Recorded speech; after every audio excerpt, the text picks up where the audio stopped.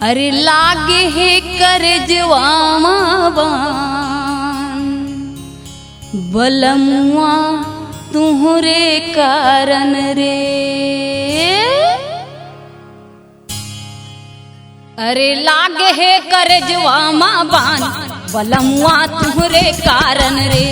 अरे लागे है करजवामा बान बलमुआ तुहरे कारण रे। तोरे कारण हाय राम तोरे कारण रे। तोरे कारण हाय राम तोरे कारण रे। फड़फड़ावत मन झेला थे जियान गौ की मान से का बताऊं जी कर लई है। फड़फड़ावत मन झेला थे जियान बलमुआ तुहरे कारण रे।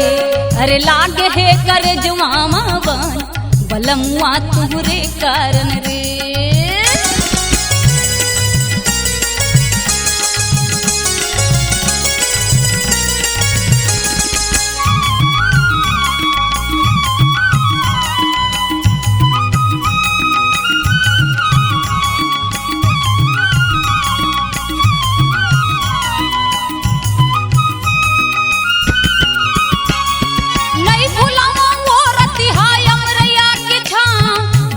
हाथ में हाथ जोड़े पाम जोड़े पाम नहीं भूलावा वो रतिहाय अमरैया के छाम। जी हाँ हाथ में हाथ जोड़े पाम जोड़े पाम। अंगे अंगे माँ लिखा है तोरे नाम गौ की जी तोर अंग अंग में लिखा गे। अंगे अंगे माँ लिखा है तोरे नाम बलमुआ तुहरे कारण रे। अरे लागे है करजवामा बान बलमुआ तुहरे कारण रे।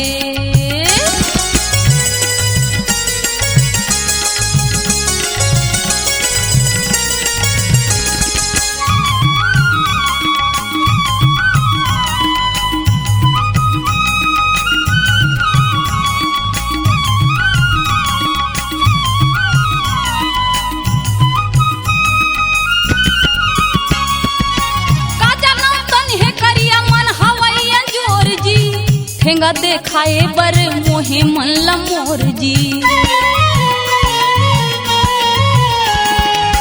का जानो तन है करिया मन हवैया जोर जी।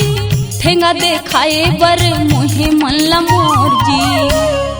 काबर माया तय बनाए भगवान गौ की भारी माया जी। अंगे अंगे माँ लिखा है तोरे नाम बलमुआ तुहरे कारण रे। अरे लागे है करजवामा बान बलमुआ तुहरे कारण रे। तोरे कारण हाय राम तोरे कारण रे। तोरे कारण हाय राम तोरे कारण रे। फड़फड़ावत मन झेला थे जियान गौ की मान से का बताऊं जी कर लई है वह। फड़फड़ावत मन झेला थे जियान बलमुआ तुहरे कारण रे। अरे लागे है करजवामा बान बलमुआ तुहरे कारण रे।